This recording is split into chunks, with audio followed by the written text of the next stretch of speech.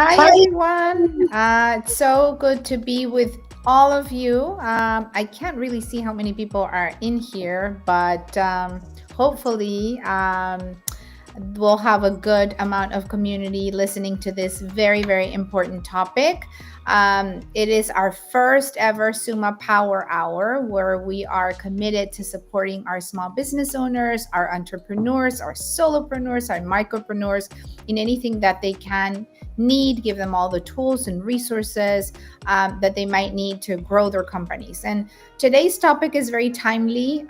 It is leading with purpose in times of crisis. And God knows we have not started the year without a crisis, not just in Los Angeles, but we thought that this was a timely moment where we could talk about what to do in a time of crisis, how to best prepare for a time of crisis. And I can't imagine two better guests than two incredible Latino leaders and friends. Lilly Rocha, who's the CEO of the Latino Restaurant Association. Lilly has been championing Latino entrepreneurs in the food and beverage industry for many, many years. And every time I talk to Lilly, she always has a campaign, a project, something that she's doing in a very creative way to support our entrepreneurs. Lilly, welcome, welcome, welcome. And thank you for everything that you do. I'll let you reintroduce yourself and your work in a little bit. Also want to acknowledge Elian Savodivker, who is the director at the Latino Business Action Network. I met Elian years ago when I actually went through this program, and this is Stanford's program for Latino entrepreneurs, helping them scale their companies. Thank you, Elian, for being here. And thank you so much for making the time out of your very busy schedules, which I know we're all very busy, to support our small business owners and our entrepreneurs. Let's just start by, since we already know what the topic is going to be, and we want this to be a very interactive conversation. We hope that anybody on any platform that is listening will be able to send us your questions so we can make sure that we can address them. But let's start with you, Lilly. Just very brief, 30 seconds on what is it that you do at the Latino Restaurant Association? How are you supporting your community of Latino entrepreneurs, particularly in the food and beverage industry? Yeah, no, thank you so much for the opportunity to share a space with you again. What I do is we support Latino restaurant owners, and so that's the gist of it. So if you're a Latino restaurant owner of any kind of restaurant, we're here to support you in every way, legislatively, also with regard to business resources. So we've been around for a while, and that's what we basically do. It's the short answer. Yes, you do so much more, but we're going to get into it. But let's go to you now, Elian. Tell us a little bit more about LBAN and your role there. I mean, how long have you been there? I know I was part of like cohort 7, and now it's probably over 10 more cohorts of the groups of entrepreneurs that you guys have graduated. Tell us a little bit about that work. Yeah, of course. Thank you so much, Beatriz, for having me. So LBAN is the Latino Business Action Network. I am the Senior Director of Programs at LBAN. I've been here for 7 years and have been a part of many cohorts. We're currently recruiting for cohort 19 that's starting in the spring. So over 12 since you have left, Beatriz. And so we help Latino and Latina founders that are here in the U.S. grow and scale their business and create a community that is incredibly engaged and supportive as we face so many different challenges, and we need all the support to really scale and grow. And so LBAN is a great organization for any Latino Latina founder here in the U.S. Fantastic. And before we wrap this session, we're just starting, but before we wrap, I do want both of you, and I'll remind you to let everybody know how, whether they're interested in potentially scaling their businesses with this LBAN program, which is fantastic. I highly recommend it, as I've been through it, as I mentioned, or if you are in the food or beverage industry, how you can join potentially if you're not already a member, and what that membership gives you. But let's dive into our topic for today. And we talked a lot during the promotional stage for this hour on how you can, how small businesses can lead with purpose and build trust in their communities during challenging times. Certainly, the LA fires, whether you are in LA or not, is something that everybody is aware of on a national level. And if you don't live in Los Angeles, like we said, it is always smart to be prepared for a crisis. So, Lilly, the food industry has certainly faced many challenges, especially during the pandemic. I remember how hard you were working back then as you are now. Now with the LA fires, can you share examples of how restaurants and food trucks have supported their communities during these tough times? I know we all know of the obvious, right? Oh, they're feeding people, they're opening their doors, they're providing Wi-Fi. But can you tell us some inspirational stories from some of your members, or some stories that you've heard that can lead us into this conversation of, even though they are in a time of crisis themselves, how they've stepped up with that leadership and supported the community, even when they are in the same boat of the crisis? Yeah. Yeah. And, I'm so happy that I am in such an amazing industry, that I work in the food industry, especially the restaurant industry, because prior to the LA fires, we really haven't recovered from COVID. And so just what I saw our community doing prior to the LA fires was so inspiring. People sharing a lot of ideas, and primarily things like, how do we get people back into restaurants? So just like ideas share, I've attended many meetings where folks are getting together to plan out different types of evenings at all drive-in sales. So the point would be to generate income. And so everything from sharing resources. I've seen folks where they know that some of their employees may not be able to work a full shift, so then they share.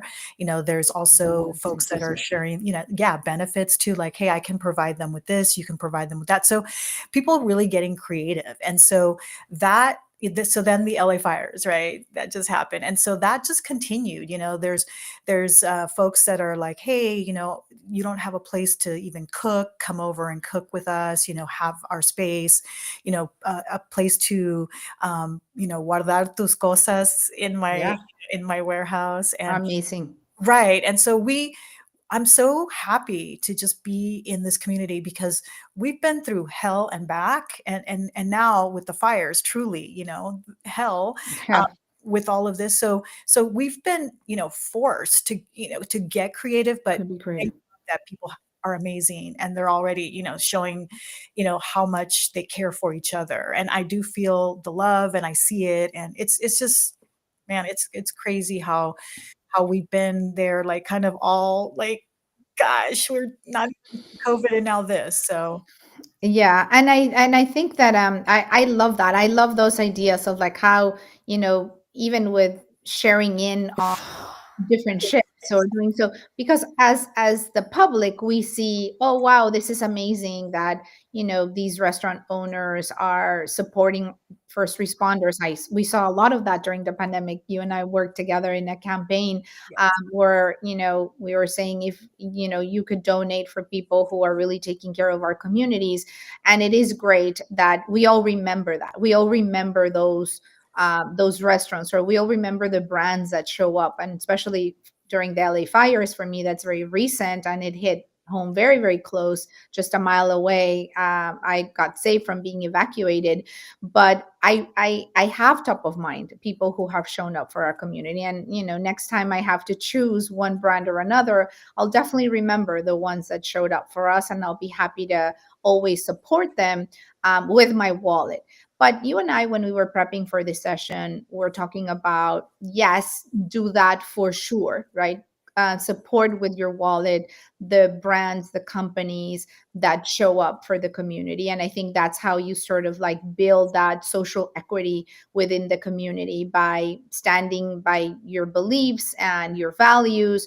But you also had a very different take that I hadn't thought about, that I'd love for you to share, of other ways that we show up. So aside of, buying more mole at La Guelaguetza, which I know has been amazing in supporting our community, or buy more um, delicious soaps at Nopalera, who have also been incredible supporting our community. Right. What other things can we do? I know you've been a very strong advocate for small business owners, speaking about their needs at a policy level, right? So aside of our wallet, we can also support them with our vote. Can you talk a little bit about that and why it is very, very important to get involved in advocating for policies that truly help businesses thrive? And, I don't think most people are aware of that, or what should we be looking for, and how does that truly support small businesses as well? Yeah, no, thank you so much for bringing that up. So I feel like, the question is, what are we looking for? Well, when you're in a business, let's say a restaurant business, and you're seeing things that don't make sense, from the city, from the county, things that don't make sense. Those are things to look for. It's like, well, they're requiring, this, but then like a week later they're doing this, and this is, it doesn't make sense, with, from the wallet perspective, where it's costing me more money. So when things like that pop up, and they do a lot, it's a good time to look and go, why is that policy? Like, who made that up? Like, where's that coming from? So, a good thing to do, and of course, I'm not expecting people to be doing that. Their job is something else, that's kind of my, things that come up to me. People call me with, their concerns, and I say, wow, I wonder how that came up. So then we start doing some research on, okay, well, why was that implemented? And, why is it still there? And so I think that's a good place to start, because what happens is that there's a lot of redundancy and things that are, put upon the owners that are just, costly and not necessarily make sense. Like, one of the things during COVID was the alfresco dining, right? So we got, we got together, the city and the counties. They said, okay, you guys can go ahead and, put patios. They put some really crazy, building laws out there. People went ahead and abided by all the rules, things like that. Then it was, okay, COVID's over, take down your patio, and then you have to go through the process of regular permitting, and then you can put your patio back. And of course, people were up in arms. So that's an example of these things that we have to get involved to change those things, and only you can do that. And so the voters, people out there, whether you're a voter or not a voter, you have a voice to advocate on behalf of yourself and your businesses. And so that's what we're seeing, and that's what I see.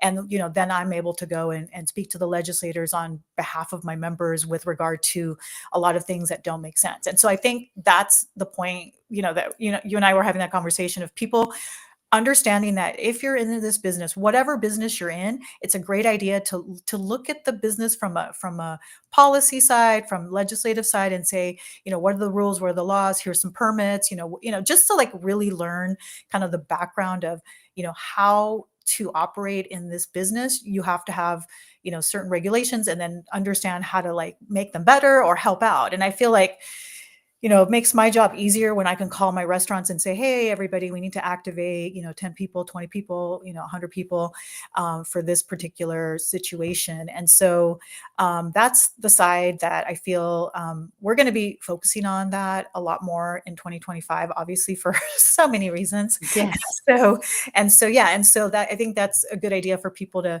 understand the policy side of their business, whatever that may be, are in our case restaurants. So Fantastic. No, it makes a lot of sense. Like, there's so many rules and regulations that maybe they made sense years ago, but they make no sense nowadays. I learned about even street vendors. You remember a few years ago when it was like, who made these rules that some frutero, some person like selling fruit on the street now has to have a sink? Like, why, right? Or they have to have things that were like, oh, they're never going to get that permit. So we need to stay informed and also use our voice. So that's definitely a good call to action from small business owner to small business owner, for sure, but from consumers also to support our small business owners. That makes a lot of sense.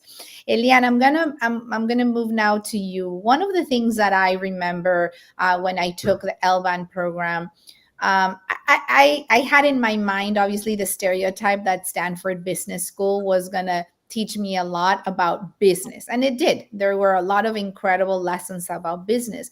But one of the first lessons that stuck in my mind, and I think it was maybe the first lesson, was all about purpose and how purpose driven companies, and you guys have so much data around that, and obviously it's great data from Stanford Business School, of businesses. You have two businesses, one that does good in the world and has a great product, and another one that has a very similar product and does not really care to do good in the world, and how in the long run the one that is mission driven does much better than the other one. Can you talk a little bit about that, since that is primarily the topic today? Obviously, in a time of crisis, you are looking into your own resources, you're looking into your own survival. You have to put on that oxygen mask first. But why does being purposeful is a good business idea? Yeah, absolutely, Beatriz. And I want to first start with a little bit of a history lesson. So all of this was created by Professor Jerry Boras, who was a professor at Stanford for many decades and wrote Built to Last. And one of the things that he accomplished at Stanford Graduate School of Business was implementing this idea of, in business, it does make sense to do good and to drive with a mission. And that wasn't the case before he was really teaching at Stanford. And then business schools around the world adapted to his course. So this is something that we start with at LBAN, because what we see it from the data standpoint and in our research events, our Soul Assured Latino Entrepreneurship, is that those companies that do start with mission and that work through the years implementing a mission-driven basis company, those are the ones that do best. And that's because there's a tie to doing good and to being mission driven to the community and to the employees, right? At the end of the day, what we see is that employees drive the business. So we often think about businesses being driven by a product. But when we really deep dive into the research and into a lot of what successful companies have done, it comes down to the employees. And so if you start with mission and you drive that with your own employees, you're going to get better results internally. But then when you also match that with a mission driven business model externally, so you're doing good in the community, you're providing value that goes outside of your product, then your customers become a part of this mission driven business that you're building. And so the success continues to multiply, because you're not just building a company that is driven just by selling, but you're building a company that's based around doing good and being a part of a community. And we see that when it comes to COVID and the fires, communities are ultimately what keep us alive, right? And what come together to provide the support. I was mentioning to you, Beatriz, earlier that there's a business locally. I'm here in LA in a park called Frogtown. And one of the businesses that I've gone to a few times, they were affected by the fire. The owner of the business had their house burned.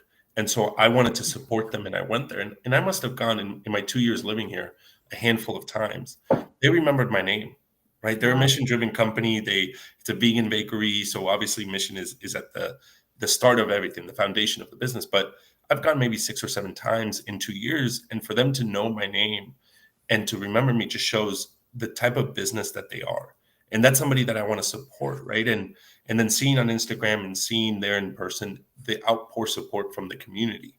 So again, right, if you start with this mission driven value and this business that thinks of their employees as a family, but more than that, as mission driven and wanting to do good, and then you also apply that to how you run your business to your customers, the community will come and support you at times of needs. And that's ultimately what keeps a company going through the very tough times as we see.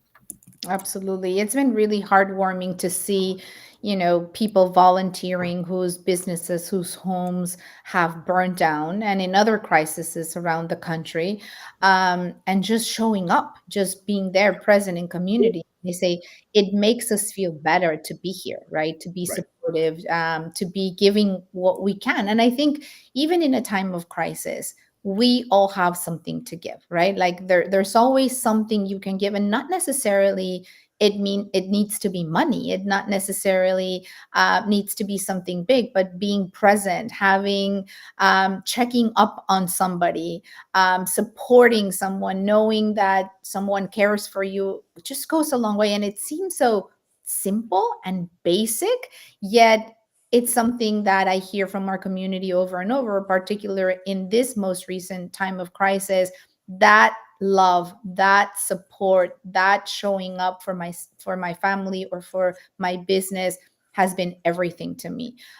So I think that, sometimes it's free what you can do for somebody, yet it goes such a long way to say, I'm here and you matter, and we're here in community for you. Do you have any examples, Elian, of how a small, because we see a lot of community showing up, right? Customers who love a business or businesses showing up for communities. Do you have any ideas on how businesses can show up for other businesses in times of crisis? You both might be in the same boat and being crisis. Lilly gave us some example of sometimes even sharing resources. Have you seen any other examples that could be inspirational for people watching us today? Yeah, absolutely. And I'll start with saying, if you're a business owner, one of the best things that you can do is join an association. Whether, if you have a restaurant and you're Latino, you should be joining the Latino Restaurant Association. Elben itself has a great community of founders.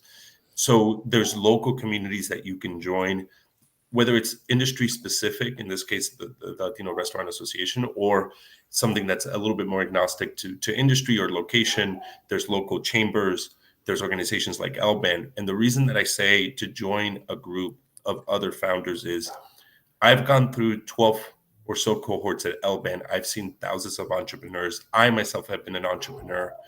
It is very lonely. There are very few people out there that understand the struggles of being a business owner. The comment I always make is Thursday night before payroll and you're staying up late because you're stressed. Very few people understand that stress. And so being part of these communities that are business to business communities allow you to be around people that understand what you're going through. And maybe they've overcome some of the challenges that you're currently going through, or maybe they're currently going through the same things. But I think what's really important is having someone that you can call on, or someone that can call on you, so that you face the challenges together, you get guidance, you get mentorship, but also resources, right? And ultimately, one of the things that we see is sometimes these relationships start business to business, but then it becomes personal. So we had a story, we had a business owner, was a tech startup, and during the pandemic, it was very tough for them. And they connected with another business owner. And what they both said about that relationship was, we didn't just talk business, we talked personal. Because yeah, you're struggling through all of the challenges of your business, but at the same time, you have the day-to-day of running a family, of being in the support cycle of, hey, what's going on with my kids? What's going on with my mom? What's going on with my dad? There's challenges that go beyond the business. And so to have someone that can call you once a week and you can talk to and you can vent, and you're not venting to your family or you're not venting to your employees, but you're venting to somebody else that understands, is absolutely crucial. And so one of the biggest things that we see is that peer-to-peer network that works so well. Hey, you know what I'm going through, or you've gone through it. Can you tell me more about it? Right. And so, yeah, there's the support in bringing the community together and helping kind of as the restaurant or your business is going through a hard time. But being able to talk to somebody, I think is absolutely crucial, because they know what you're going through, or they might be going through it. And you're able to share that, you're able to vent that. And then you're able to kind of get the guidance to say, okay, here's what we're going to do. And we have countless stories like that. And as a matter of fact, the thing that we see the most, and look, our program runs through Stanford Graduate School of Business. So the content, the professors, is phenomenal. But oftentimes what our entrepreneurs come back to say is, it was the community that was the biggest value that I got out of LBAN.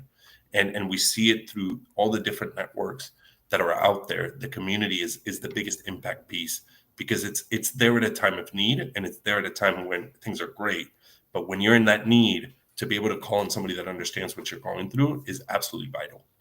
Absolutely. No, that's a great, great point. Being a part of a network is incredibly valuable and really priceless, because it's somebody that fully understands the struggle, the hustle, the ups and downs that we all go in as entrepreneurs. I mean, all of us are small business owners, and some days are great and some days are tough, and that's really the reality. And having that support system is really valuable. And I think something that you both advocate towards, because obviously I have the pleasure of knowing you personally outside of work, is really encouraging our community to do business with each other. And I think that in this new stage that we're entering, we're going to need that more than ever, right? To have that support from each other. Yes, on a personal level, as far as like how you're feeling, checking in on you, but doing business with one another, right? Like really using those networks like other people do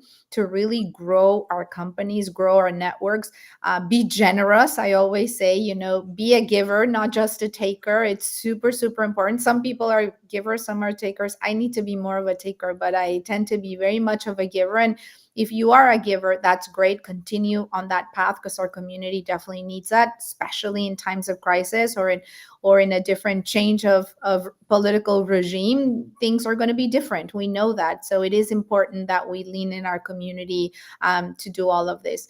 So let's move on. I'd love to hear also, because we said we wanted to make this interactive. So for anybody listening, what are other ways that you would encourage us as a community to support one another?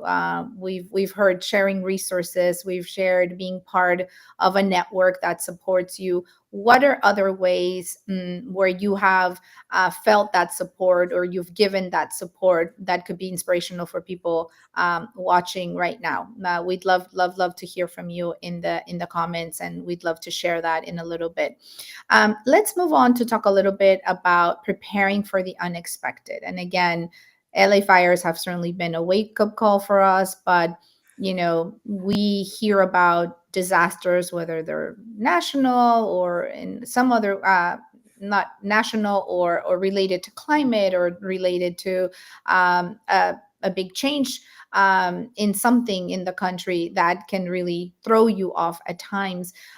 So how do we best prepare for the unexpected? And I think that, obviously from my point of view, representing Suma Wealth here, financial planning is really, really critical. And sometimes it's very scary, right? I always equate looking into my finances as stepping into the scale. Like, I really don't want to know how much I weigh. I do, but I don't, right? I don't want to be looking deep into my finances, but it is very necessary. And especially if you're a small business owner, right? Your personal finances, the finances for your company, it is critical that we stay on top of it. So I will always advocate for everybody being as prepared as possible. Whether there's an emergency or not, we should all be thinking about building an emergency fund. Personally, super, super critical. I've shared my story many times of, one time that I thought I was on top of the world in my 20s, and I lost my job very unexpectedly, and I had absolutely nothing for the next day to even go to my local supermarket. So I learned early on that having at least 3 months of an emergency fund is super critical. I was so traumatized with that experience that I was like 1 year at least for me. So it's different for everybody, but 3 to 6 months is crucial. For a business, it should be longer. We all hear whoever has a company that is venture backed, we say a run rate of a year at least is super, super important. Maybe for other businesses is different, but whatever you can have, like our grandmothers would say, un guardadito for an emergency is always very, very important. So in times of crisis, it is a good moment to remember that building an emergency fund is super critical for you personally, because sometimes you're not going to be able to pay yourself from a company, and also for the business to stay afloat. And obviously using any financial tools that help you really track your money. I'm not advocating for Suma's app, but I personally obviously am biased and think is very good, but there's many in the market that can help you track your money. What's your income, what are your expenses, how much are you making as a business, how much are you spending is very, very important. Even if you're not a business person, There are so many tools now to support you. There's AI to really help you manage and track your budget, and it's all available to our community. So really would encourage everybody to look into that. And then I'd love to talk to you, Lily and Elian, about developing a crisis plan. Right? You don't really think about that. We just started planning like a succession plan that's an emergency, even for me as a CEO, right? What if something happened to me tomorrow? Who is going to replace me in the company? Who is the next person? What's the communication plan? What are we going to do? How are we going to communicate this to our investors? Like, there needs to be a plan, because a crisis without a plan just escalates even more. So yeah, would love to hear like how you recommend that people do this within your own organization. Yeah, and just listening to all what you're saying makes me want to run away. And I think Don't run away. Don't run. no, and I think that's the same for most people, including myself, because it's a lot. It's a lot. And when you were saying about being prepared for our restaurants, we're always advocating exactly what you said with regard to financial security, because as the CEO of the Latino Restaurant Association, time and time again, I see that for a variety of reasons, we start restaurants, and it's kind of like, anecdotally, I can say that a lot of times it's because it's an easy startup and people need money, and they oh, I'm going to start selling my tamales, and then it kind of either successfully it moves forward and all that, but then all the paperwork stuff is left behind. And I've seen that so many times where for me, the planning of like, where is all this stuff, where is it all located? Because, for example, with COVID, and we saw the loan situation, people were being asked for all their paperwork, and a lot of people can locate it where it is. So it's so important not just to have everything, but at least know where it is, because I know myself as an unorganized paper person, paper everywhere, but I know it's there. And so, but like, one of my goals is to get it together and get it all in one place. And I think with the fires and all that, we're seeing that it's so important. And like you said, with an app like Suma, the Suma app or other apps, but we love the Suma app first. You can do that. You can have all of the things all in one place. And so that's something that I advocate for, because you're going to need to show your bank statements. You're going to need to show different permits. You're going to need to show all kinds of financial statements. And so it's so important to have that in a place that you can locate easily. And now with a digital closets, digital servers, wherever you can have this stuff safely somewhere. And so that's going to be something that we advocate for. And with us, for a variety of reasons, and there's no blame game, but we do as Latinos need to get as they say, our shit together with when it comes to all of this stuff, like you said, with finances and all that. And some of us leave it a little bit later, and then because then it's pressure on the ones that do it. And then when there's like a situation, and then you're the only one in your family that's prepared, and then you're going to be prepared for your 30 relatives. And that's a lot of pressure on that one person too. So there's a lot of things that that we're seeing that we can and I think, again, I'm not working for Suma, but again, you can probably have situations where family members are connected to via the app, so that it's easier for everybody to kind of like do it together, things like that. So yeah, I advocate for all the basics, but at the same time, really to think about where all your paperwork is. And when I say paperwork, it could be digital, it could be pieces of information that where they're located, or how to log on, where's all your passwords to log on to all of your financial banking, whatever. So all of that, it's things that we kind of don't think about sometimes. So yeah, for sure. And it's important that there's somebody else aside of you, like we were saying, because okay, it might not be a fire, but unfortunately something might happen to you. And if you have an organized disaster, which is okay, like you're like, I know where it all is, just give me a minute. But if you're not there anymore, somebody that's going to take over, hopefully in a smooth transition, Right. will know where to find everything within your business or that for many of our entrepreneurs and small business owners or micropreneurs, solopreneurs, it's both, right? You're the owner and you're employee number one, and you're running the company, so you need to be as supported as you can. So Elian, curious to know from like a Stanford perspective and Elvan's perspective, what are the must-have things in an emergency plan? What can you not miss, and how can somebody start right away? Yeah, so the first thing that I'll mention is something that you both touched up on, which is having your financials in order. And one of the things that I see consistently is that for a lot of entrepreneurs, it is kind of that, like what you mentioned about the scale, where it's like, well, I don't want to step on it, but when I ask them, hey, what's your EBITDA? And they're like, oh, what's net, right? Like, you need to know your finances, because when there's a crisis, that's not the right moment to have those things Right. as to-dos, right? Of like, oh, now I got to get the financials in order. No. You got to have them before the crisis happens, right? Right. So again, Suma is a great resource, and you need to have your finances in order. And look, I'm a big advocate for the Dia bookkeeper or the Dio bookkeeper, but as long as they're doing the diligence of, hey, are the numbers there? Is the EBITDA there, right? Are they crunching it the way that it needs to be, so that when there is a crisis, it's ready? The thing that I will say is, great, now you got your finances in order. One of the things that we see is absolutely crucial is the relationship that you have with your banker.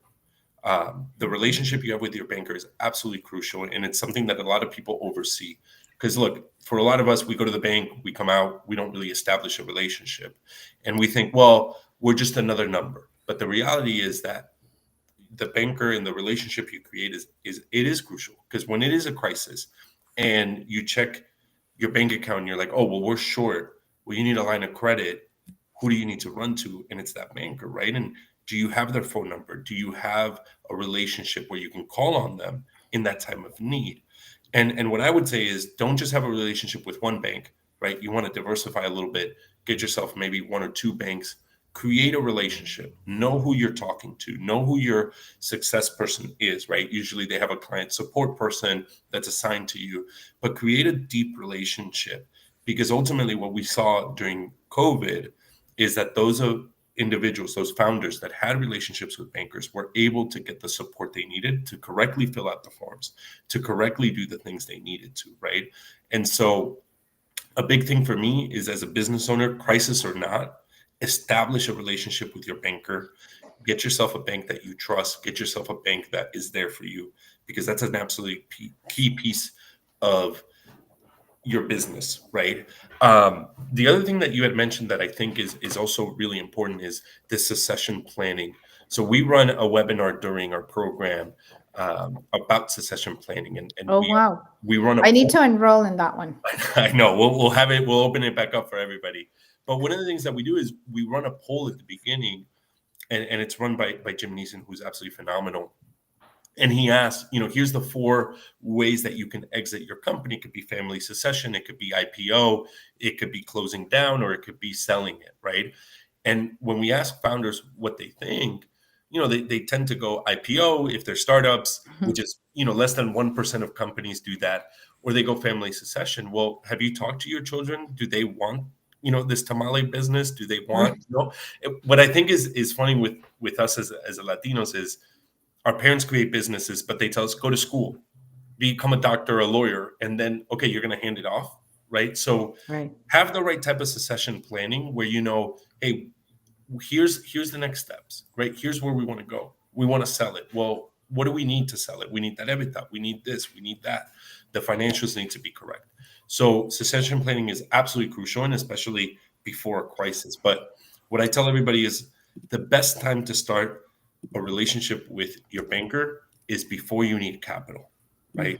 And so that to me is crucial, because when a crisis does hit, you want to have the relationships in place so that they're a call away, right, or even a text away. That's amazing. You've made me think a lot about relationship with bankers, actually, because I feel like when I was younger, like I really, I had the cell phone of this banker, I had a relationship, like, and then as life becomes more digital, Hmm. and I'm like, well, I could just do everything with my app, so if you tell me, oh, who's your banker in your branch here, I don't think I have one anymore, right? Like I Right. definitely have relationships with other bankers, and as you were talking, I started to think, wow, who was the person that the moment I had a crisis, when I think a lot of us were affected with the Silicon Valley Bank crisis, that I needed to open another bank account very quickly, that and I wasn't in LA, and how could I do it remotely? And I had someone who literally like came to my house, grabbed a check from me, and also brought me like a dozen tortillas that his mom had made for me, right? Like who Right. has that banker, right? Like Right. I have that banker, Mhm. Manny Barragan. But anyway, he's amazing, and I'm thinking that's a relationship that if I ever had a crisis, I know, like, I have a cell phone, I can do it. Even though that my day to day, I'm very digital, I do Right. everything through my app. It is great to have those relationships, because in the time of crisis, maybe you might need it every day, but in a time of crisis, somebody's like, let me drive from Long Beach, I'll pick up the check so you don't have to deposit it, right? Leave it at your house. Like, that's incredible. Like, that's almost like unheard of in this day and age. But yes, they're going to advocate for you for potentially your line of credit. Maybe they give you a different insight. And not that they're going to bend any rules on what you need to apply for a loan or get a loan, but at least, they know you, they know your business, they know your track record. And I think that we're like losing a lot of that with, I mean, I'm a total advocate of technology and efficiency, but I really have to revisit that. I think it's a great insight for anybody hearing this conversation. Those relationships with bankers matter. And there's a lot of bankers out there that look like us, that are like us. And, Exactly. and not that you need a Latino banker, you can have a relationship with any banker, but we're lucky enough that there are a lot of them that could really advocate for our needs. So I think that was a tremendous insight, Elian. Thank you so much. And we have actually a session in a couple months coming up. This is the first of our Suma Power Hours. That's all about how do you able to grow your business, whether it's grants, whether it's a business loan, whether it's investments, but how do you how what are the different types of capital? And I think, and we're going to have a session with actually one of our mutual bankers that you and I both use, and that support both of our programs. So we're excited for that session. We are just 20 minutes short from our hour finalizing, and I want to leave enough time for Q&A, as people have been incredibly patient, and I see a lot of questions on our chat. So I'm going to ask one last question to both of you, and then I do want to move on to Q&A. And this is talking a little bit about turning purpose into growth. So obviously, supporting our community, being there for each other, is the right thing to do. It feels good to do it. We should do it. But and we touched upon a little bit at the beginning, Elian, when we said you guys have all this data, that but when you also do good, you could do better, right? Like there's some correlation there that is super interesting, of like, I do well and you're not doing well because it's not your intention to not show up for your community only, but somehow there could be growth from that, right? And I think that's why I was so interested in hosting this session, that givers, people who give a lot, tend to build that social equity, whether it's with their brands of their companies or themselves. People want to see you win. People want to see you or your company succeed. So I'd love to get a quick answer from both of you on this whole topic of you know the what you put in, and we've heard it all, right? Oh, it'll come back tenfold. What examples do you have of companies or of entrepreneurs that you work with that do this or have done this, and that have turned their purpose into growth? Whoever wants to go first. Totally up to both any of you. Um, I'll just go quickly. I mean, we see that a lot in the food industry with, I mean, a great example is, Jocelyn Ramirez, Todo Verde, you I know, love her. yeah, exactly. And so she, she founded these products based on, her belief of, being eating healthy, not eating meat, and then also with, her dad's story and everything. And then it just caught on with a lot of people, and it's so authentic. And I know that, that's kind of overused word, authenticity, but if you really approach something with authenticity, it's, it comes across. When I was young, graduated from Berkeley. A lot of companies wanted to hire me to do sales, because I'm a great presenter. Of course you are, amiga. You're So, fantastic. and for me at that time, even then, like I didn't really know, I was young, so I didn't know how to say no. But I'm glad that I went with, in a direction that made me feel good, because there was some things I was like, I don't want to sell that, I don't want to do that. And now that I'm older, obviously now I'm just like, I'm at that point where I'm just like, I don't even want to talk to people if I don't feel good about it. And, Yeah, I've earned that after so decades, right? But I think the authenticity, when you're really, authentic about what you're doing, it comes across, and then you're also going to be helping other people that are in the same space that you're in. Like if you're all like trying to develop healthy products, you're going to do that. Like right now we're working with some folks that are using the avocado pits to make, eating utensils and things like that, because they really, are interested in the planet, and a lot of us are. And so all of that is authenticity that comes across, and you can't say, oh, that person's bullshitting, trying to sell you some avocado, forks. It's like, it's like they really believe that that's going to help the planet. And so, it's a good thing. So I'm going to just leave that word authenticity out there. authenticity. Fantastic. Mhm. Elian, what are some practical ways businesses can integrate purpose into their operations for true sustainable growth? Yeah, so it's a great question, and what I would say is one of the exercises that we do is to think about the four keywords when it comes to mission and purpose. What are the four keywords that you think about and you want to implement? And Lily had mentioned something about saying no, right? And when you have your own business, there's a lot of opportunity out there. And sometimes that opportunity takes you away from your mission. But if you think about what are the four keywords, right? Like that are really the keys to your mission, that's going to keep you centered and grounded in terms of, are these opportunities actually something that we need to focus on and follow, or do these take us away from what we're building? Right. And ultimately that's what the mission should be there for, is how does this opportunity keep us in the right direction, right? And Mhm. so my thing is, think about those four key words. What I would say also is, don't just do it by yourself. You have a team. So bring in your top executives. If you're a small business, bring in your top four employees, work together and say, okay, what are the four words that define us, that define our mission? And whenever there's an opportunity, go back to those four words and say, hey, does that work for us? Right? Does that align with our mission? Right? Right.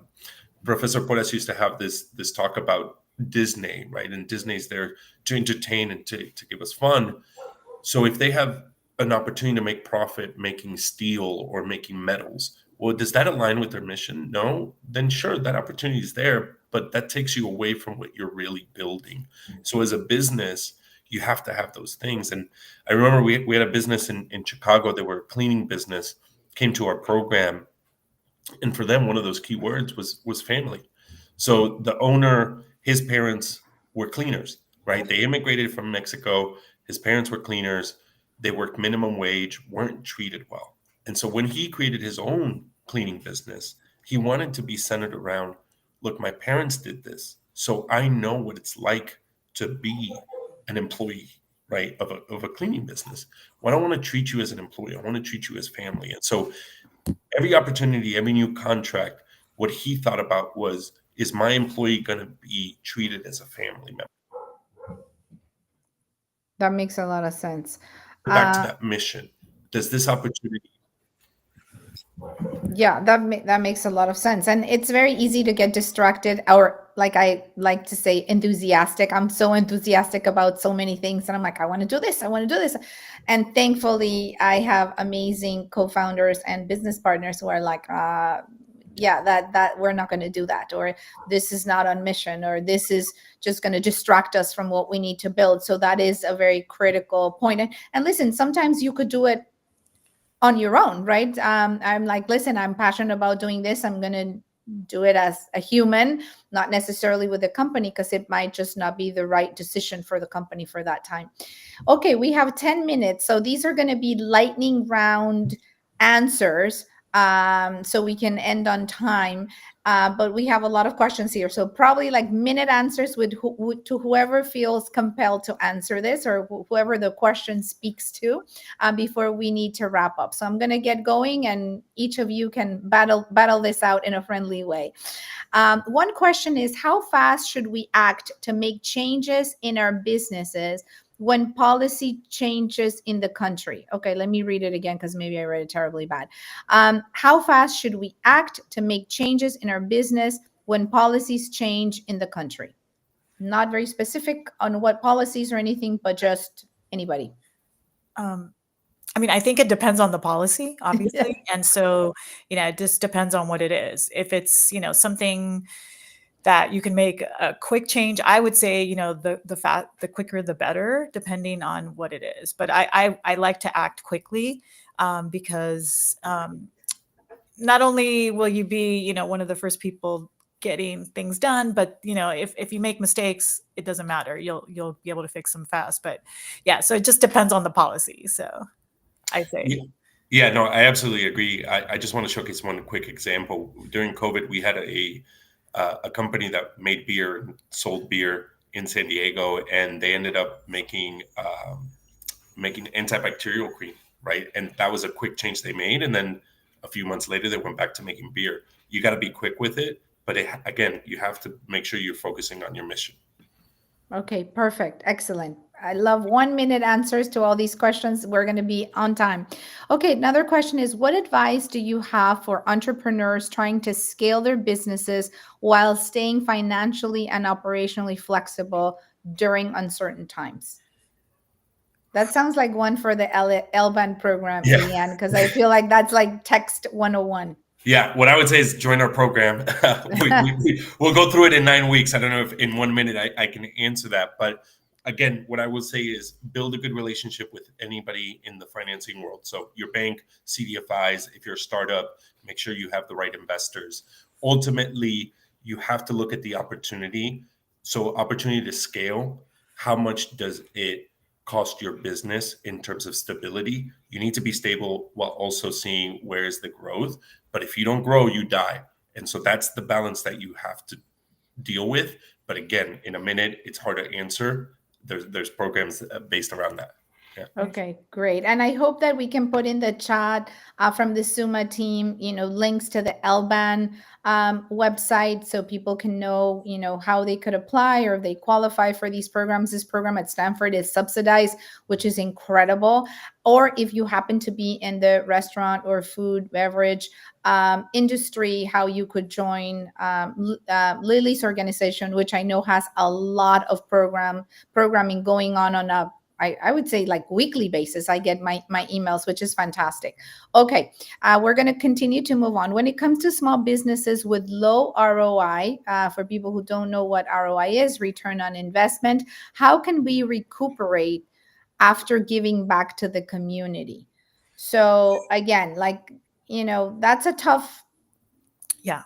Well, I could say, that's a tough one, because let's say I don't have a lot of money, but I want to, I'm going to continue to give and do things, but get creative. I would say definitely get creative, because, when you are low on funds, there's other ways to give. You can give some time, you can tell your employees, or ask your employees to volunteer. And so there's other things that, what are other people's skills? Like for a friend, I said, hey, I'm actually okay at Canva, so I can design things for you, for free.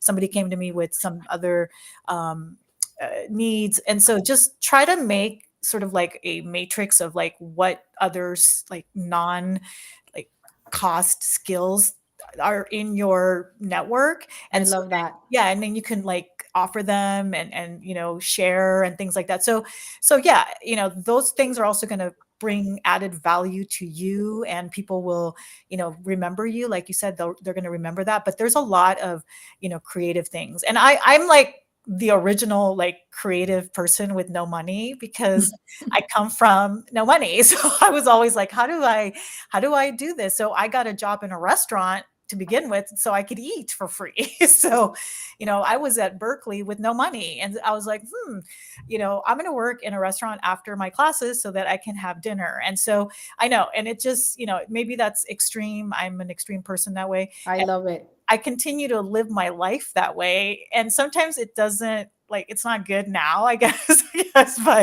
But yeah, getting creative, and it'll definitely pay back. So that's my advice on that. That's great. That's a great advice. We said it doesn't always need to be that you're writing big checks for people, but what can you give? What is in your toolbox? What is in your skill set that you can contribute with? I love that advice. Next quick question, again, minute rounds, so we can answer a few more. What would you say are the most critical first steps a small business should take to minimize disruption and maintain operations during a crisis that may only slightly impact the business during uncertainty that can help keep doors open to the public? Do you want to take that on, Elian? Yeah. So look, I'm gonna say something that's, if you know me, it's kind of opposite to me, but process is key. So if you and your employees understand the process and what needs to happen to make sure that you're open, to make sure that during a crisis you can continue to serve and be open to the public, that's key, right? And so look, when crisis happens, oftentimes our chaotic nature sort of takes over. But if we implement process with our employees and within the business, you're able to go back to that, and you're able to establish, hey, here's what we got to do if this happens. And you're able to train the employees, and you're able to train your staff to be able to understand in that time, here's what we need to do. Because again, that chaotic nature takes over. But if you have the processes in place, you can go to that and continue to stay open. I love it. Process, process, process. Very good. Planning, planning, planning. We've been talking about that. Yeah. Don't wait for the crisis to start your Mhm. to-do list, or that's the worst time. Be prepared, be proactive. Okay, one last question. We have 3 minutes. And it says, for those just starting as solopreneurs or small business owners, what are the top safety net goals we should aim for in 2025? Really quickly, I would say something you mentioned before, having the safety net of like being able to run your business for X amount of months without any kind of money coming in. Also, remember, your sales is number one. Like, you're not going to be able to run a business if you're not doing, if that money isn't coming in. But making sure that you have that safety net critical before you even start a business. And I know that's hard, but that's my piece of advice from someone who has failed at many businesses. So Learned. Failure is learning. I learn. was reading something the other day that's like, failure as a feature, not as a bug. And I loved it. I have it now posted in my computer, because absolutely every failure is just packed with learning. So even that is always really great. Elian and Lilly, I can't thank you enough. You guys are amazing. Thank you for the work that you do in our communities every single day. We encourage everybody. We hope that in the chat we can see the links to both of your websites, and encourage people to absolutely check them out. Sign up if you are a candidate. We love all the resources that you are giving to our community, and we hope that people can take advantage of them. And recap, small purpose-driven actions build trust within your community. Crisis preparation don't have to be overwhelming. You can start small, but start and be prepared. And purpose can always fuel long-term growth. Thank you so much for joining us. This is the first of a series of Suma Power Hours. We hope that to see you in the next one, which will be covering at 4 o'clock Pacific Standard and 7 p.m. Eastern Standard Time. Thank you, everybody, for being here. And thank you again, Lily and Elian. Until next